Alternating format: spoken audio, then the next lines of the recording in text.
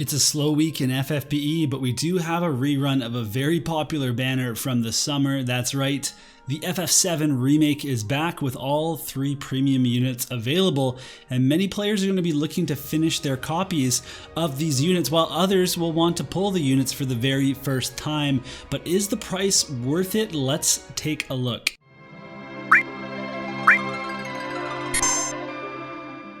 We're going to start by looking at each of the units, and then we'll take a look at the banner. But before we can do any of that, I just need to remind you all to hit the subscribe button and support the channel. Thank you so much. Alright, so Sephiroth is the first one. He's a damage dealer, and we can take a look at him here on the FFBE wiki. And if we take a look at his abilities, there's not that many. We have Fallen Angel, which is in both forms, and it's just a huge dark amp, an LB fill, an attack boost, an LB damage boost. And if he has this, then you know he can really power up himself, and all he needs is a couple of chainers and he's good to go. He also has a dark chaining skill, and when you go into the Brave Shift form here, it's actually going to be exactly the same, except you get a neutral skill. That way you could imbue this and he could do elemental chaining with somebody else if he needed to. And what you really need to know about Sephiroth is that in his Brave Shift form, you have a very, very powerful limit burst. So you will know Pain as a one-hit skill. It has a 25% katana in peril, and it powers up. So if you use this limit burst, and when he's at EX2, he actually starts with his limit burst. It's going to do 200 times damage, and then when you use it the next time, it's going to be 350 times modifier. So you can follow that up. You can go turn 1, you will know Pain. Turn 2, you're going to use that Magnus ability, and then turn 3, you're just going to hit with this LB again, and you'll be able to take out pretty much anybody that you need to. Now, when you get Sephiroth, you also have to consider that he's only got this 100% chain cap modifier, so you actually have to increase that with a Clash of Wills item, or maybe you have SOS Lightning's STMR.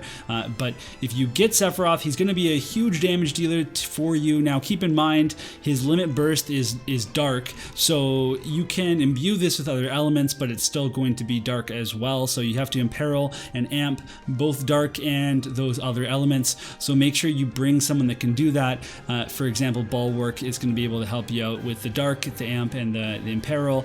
But you could also use someone like a limited unit like Venera, or the new Kryla, whatever that, oh geez, her 45% dark amp is also going to be very useful for Sephiroth as well. So lots of ways to work with him, and he's just going to be able to clear so much content, one-shot it for you. So he's definitely very intriguing that way. One more thing to mention for Sephiroth is that during his original event, we were able to craft the Mass Immune +3. Now this weapon doesn't look super strong at 180 attack. However, it does have a blade made for a hero, which is Sephiroth specific, and you can see right there 500 static attack and then 50 LB damage. Now you could use something like the Master and Apprentice's Great Katana for, it's the Axstar and Cleom's STMR katana, and it's going to give you I think over 200 attack, and it's also going to give you 50 LB damage, and it's even going to give you some human killer, but you just can't quite compare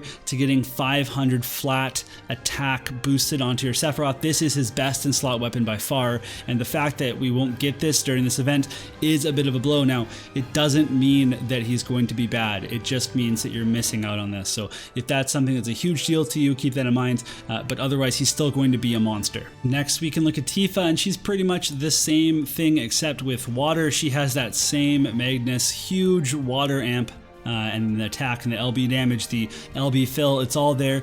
She has that big water chaining skill, and then when you go to Brave Shift, guess what? You get the neutral version of that you could imbue and use her as an elemental chainer.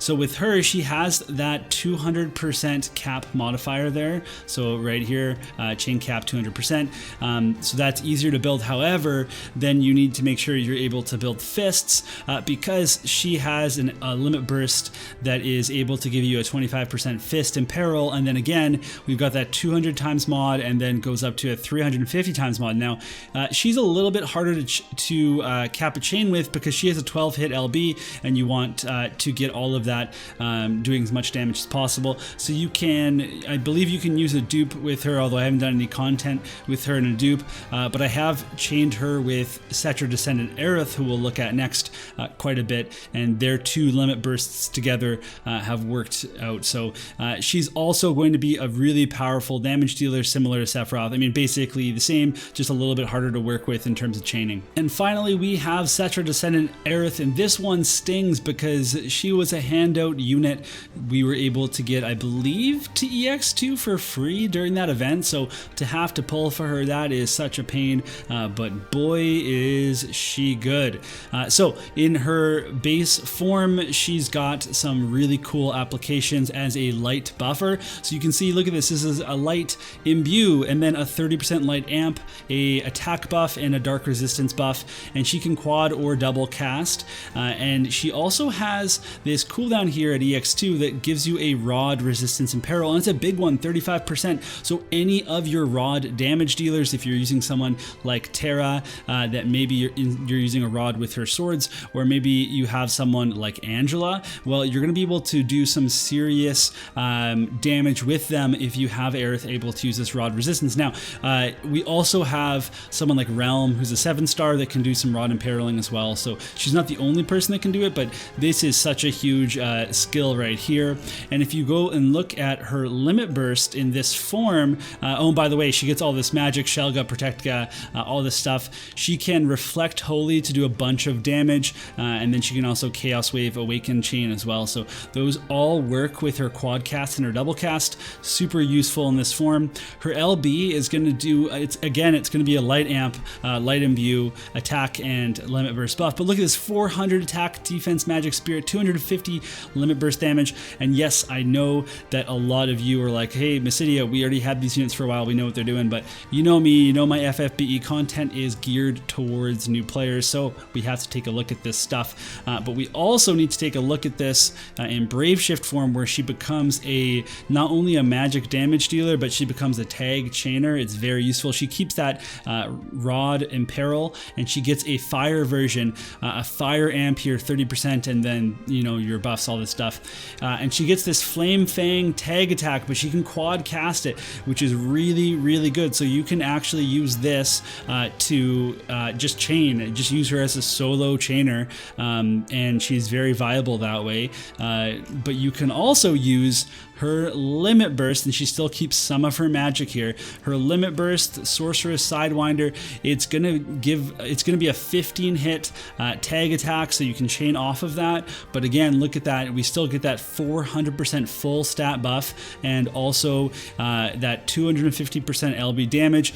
This is such a huge buff to be able to use this to set up your finisher, but then also maybe it's a fire finisher, so you amped them up beforehand. Whatever it is. Now we have lots of other units that can do fire amping. We have Ling is the most prominent, but there's more units that can do it, and there's more units that are going to come out that can all do fire amp as well. But just the versatility of both sides of her Braid Shift, this limit burst in particular, for being able not only to amp up your entire team, but also that you can cap it as a chain. It's just so versatile that I think that if I was going to say of all three of these units, I think Aerith would actually be the one that I want the most for longevity, because all of her support is still going to be very viable, whereas the other two units, you can replace a damage dealer over time. Now we have to take a look at this banner, and it may look appealing, but there are some problems here. But let's talk about the positives first, because it has a 4% rate for Neovision units, and the last few banners we've had have been 3%, so it does go up a percent there. That's somewhat appealing. However, there are some negatives here too. Like there's a guaranteed Neovision at the end, right? That's not necessarily going to be your Sephiroth, your Tifa, or your Aerith, but if you were a new player, I mean, you're going to be racking in Neovision units, because if you have to go to pity on this, you have to do 5.5 pulls of this step up. You have to go through the step up 5 times, and then you have to go to step 2 on the 6th time in order to get enough tickets to actually pity one of these units. And that's just one of them. These are premium units. You can't get their shards in other places.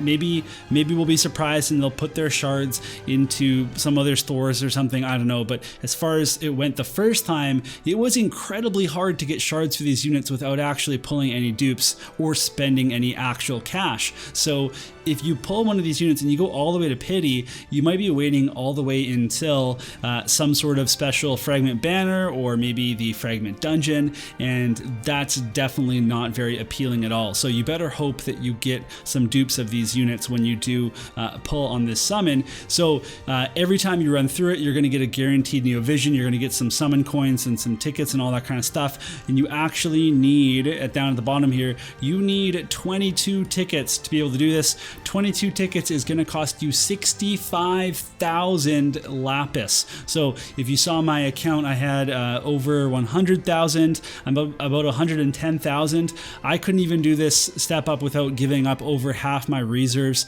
So there's no way I'm going to be doing this banner. But some new players might be thinking to themselves, well, these are some of the best units in the game. Should I not be pulling on this banner? And that is an interest. Let's get this first part out of the way. I don't think that experienced players should be pulling on this banner at all. I think if you need to finish these units at this point, just wait for other ways to get their shards.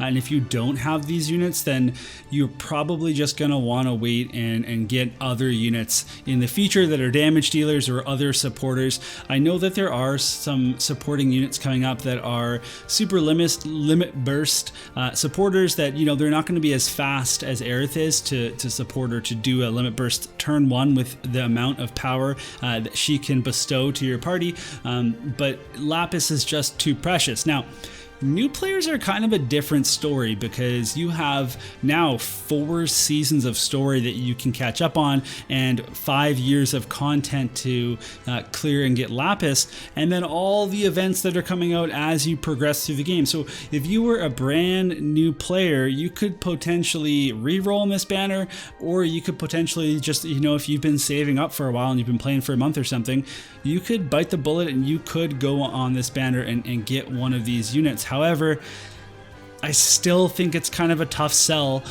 because you're going to just spend so much lapis on these premium units, and it's just such a risk to not pull any and have to go to pity. However, again, if you're a new player, if you're a new player, if you're like a super mega new player, then at the end of the day, there's more lapis than you know what to do with once you complete the story, and you can actually flesh out your account with this banner because of the amount of rainbows you're going to be getting, because of the amount of actually the free Neo Visions you can get every single time. I think maybe if you're like a pretty new player, that this could be a way to go. I think you go into it thinking like, okay, here is how I'm gonna just get a bunch of units for my account and see how it goes. You don't go into this banner thinking like, I'm targeting getting all 3 of them, or I'm going to, you know, get this many copies of Sephiroth, because that's how you're going to be disappointed and that's how you're going to be frustrated with the game. So don't do that. Don't pull on this banner if you think that you need these units, if you think that you have to get a certain amount of them. Please just save yourself the trouble. Now, if you were going to get one unit, just one of these units, I would actually go for Aerith, and I mentioned that earlier just because she is a supporter that I think has some pretty high amps, some pretty high buffs, and she can do everything immediately. She can be a chainer, she can help out with a bunch of different content, and that's going to persist through the ages, where these other units will eventually be power crept, or at least faster than Aerith will be. So my money would be to get yourself a copy of Aerith, which is all the more painful because she was free. She was free in the summer and now she's not, and I'm sorry about that. All right, that's it for the video. Let me know what you think you're gonna be doing in the comment section below. Are you gonna pull? Are you gonna hold? Do you have advice for new players as well? Hopefully this was useful for you if you were curious about these units, if you didn't know why they were so in demand. Well, it's because they're 2 of the best damage dealers healers in the game and the best support unit, or one of the best support units in the game. So there you go. But if you miss out on these units, don't get FOMO. Your account's going to be fine. You're going to be fine. You're going to clear content. And you're going to be a unique little snowflake for not doing it with these units when everybody else is using them. So good for you. And we'll see ya in the next video.